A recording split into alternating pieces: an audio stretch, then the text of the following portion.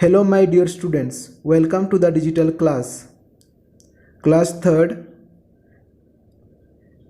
Page number 79. Dear students, आज हम इस वीडियो में ग्रामर पढ़ेंगे. The sentence and its kind. Okay? The sentence and its kinds. Sentence यानी वाक्य. And its kinds, वाक्य के प्रकार. A sentence is a group of words that makes complete sense. वाक्य शब्दों का वह समूह है जिसमें भावपूर्ण होता है, उसे सेंटेंस कहते हैं.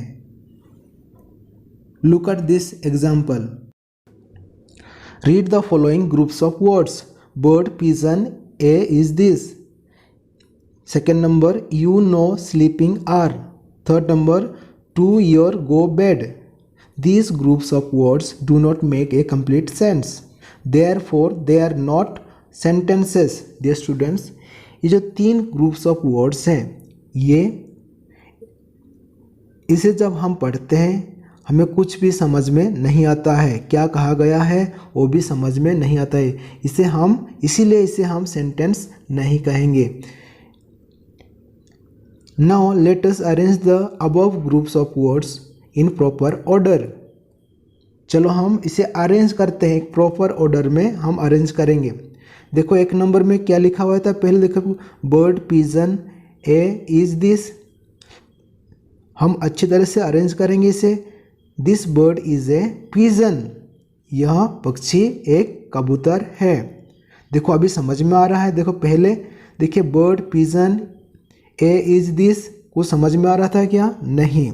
इसलिए फर्स्ट वाला सेंटेंस एक सेंटेंस नहीं है, एक कंप्लीट सेंटेंस नहीं है, उसे कुछ भी समझ में नहीं आता है.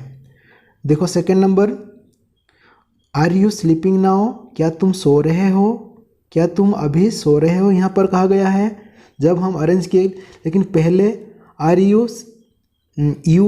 नाउ स्लीपिंग आर लिखा हुआ था, उससे कुछ भी समझ में नहीं आता था. यहाँ पर आर यू स्लीपिंग नाउ, क्या तुम अभी सो रहे हो, है ना.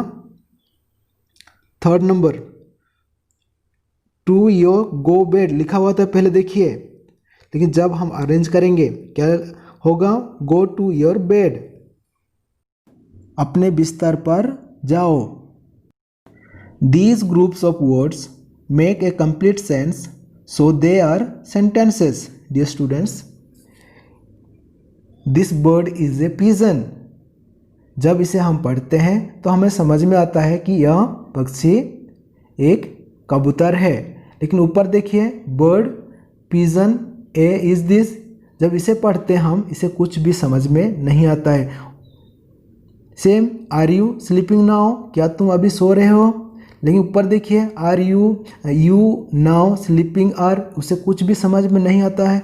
लेकिन हम जब नीचे अरेंज कर पढ़ते हैं आर यू स्लीपिंग नाउ, क्या तुम अभी सो रहे हो, तब हमें कुछ समझ में आता है. इसे जब पढ़ते हैं तो हमें इसका मीनिंग समझ में आता है. Third number, go to your bed, अपने बिस्तर पर जाओ. लेकिन ऊपर देखिए टू योर गो बेड, उससे कुछ भी समझ में नहीं आ रहा था, है ना. A group of words arranged in a particular order to make complete sense is called a sentence. वाक्य शब्दों का समूह है जिसमें भावपूर्ण होता है, उसे सेंटेंस कहते हैं.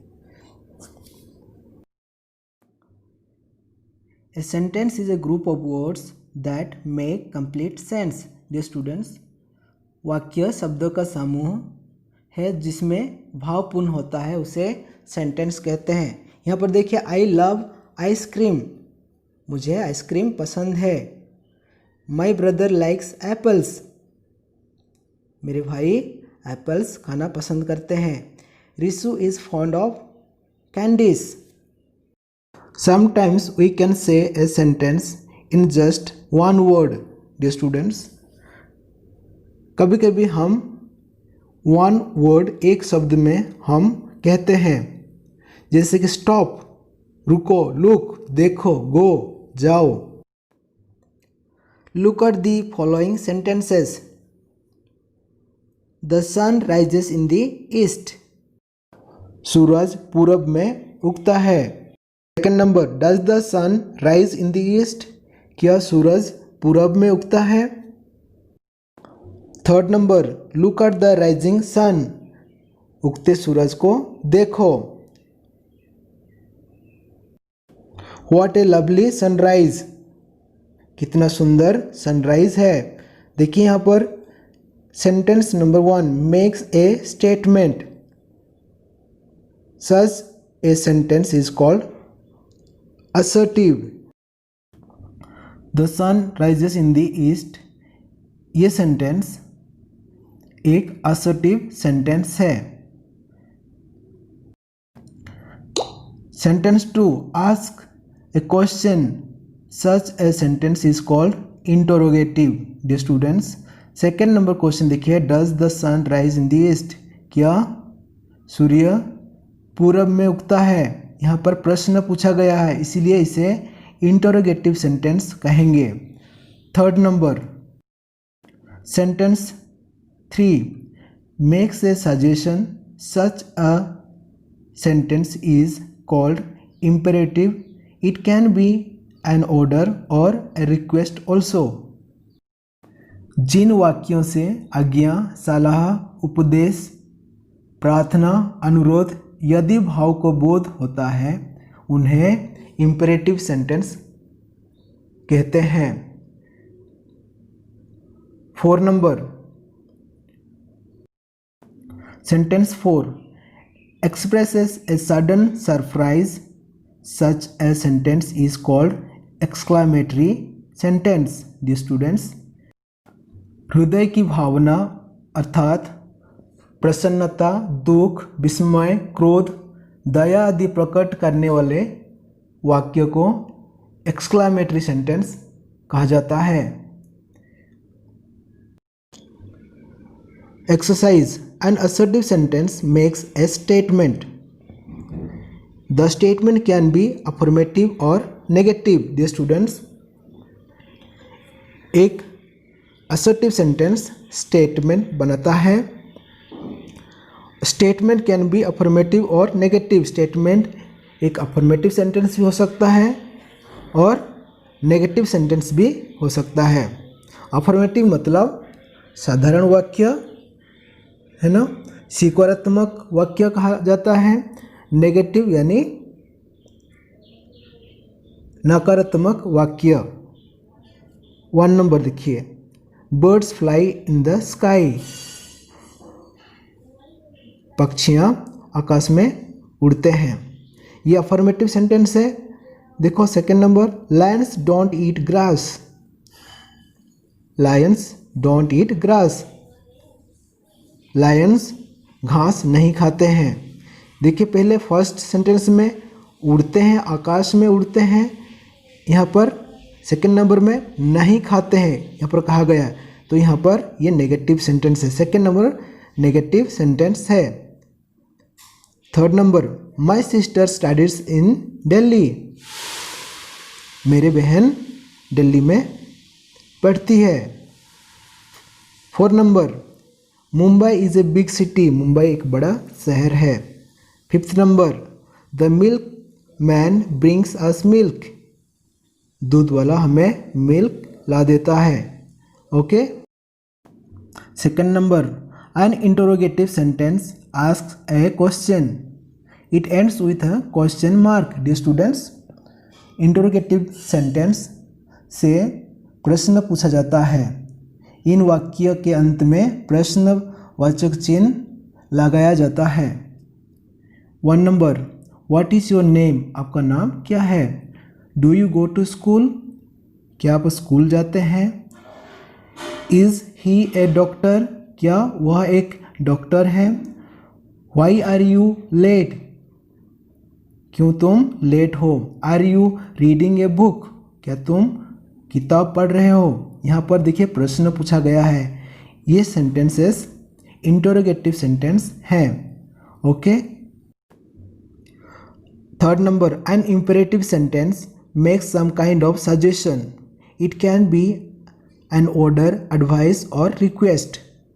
डियर स्टूडेंट्स, इम्पेरेटिव सेंटेंस जिन वाक्यों में कोई आज्ञा दी जाती है, प्रार्थना की जाती है अथवा जिसमें कोई सलाह अथवा उपदेश दिया जाता है, उन्हें इम्पेरेटिव सेंटेंस कहा जाता है.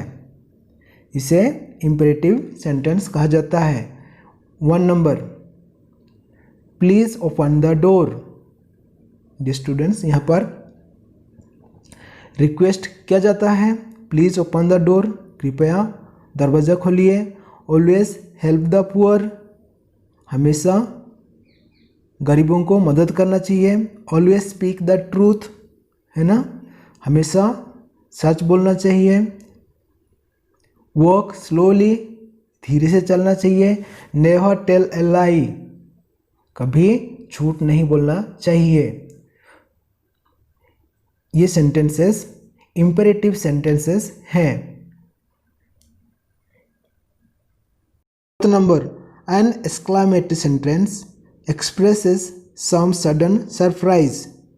Such a sentence usually begins with how or what. The verb is often left out.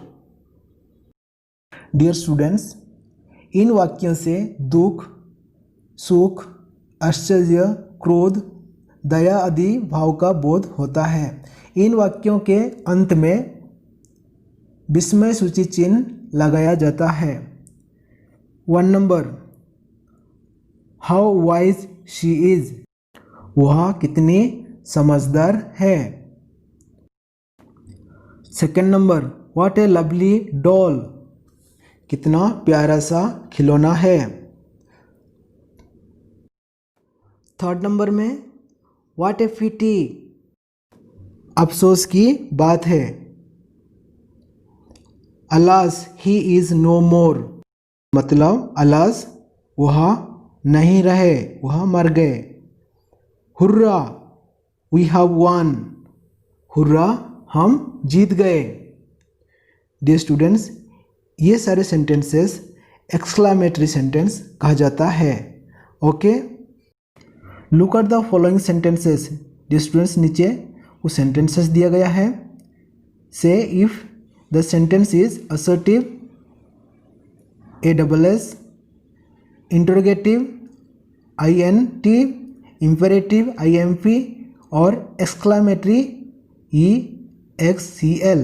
Dear students, यहाँ पर कहा गया है कि यहाँ पर आपको पहचानने के लिए कहा गया है. यदि यह असर्टिव सेंटेंस है तो यहाँ पर अब असर्टिव सेंटेंस लाइन में आपको टिक करना है. इम्पेरेटिव है तो इम्पेरेटिव लाइन में आपको टिक करना है. इंटरोगेटिव है तो इंटरोगेटिव लाइन में आपको टिक करना है.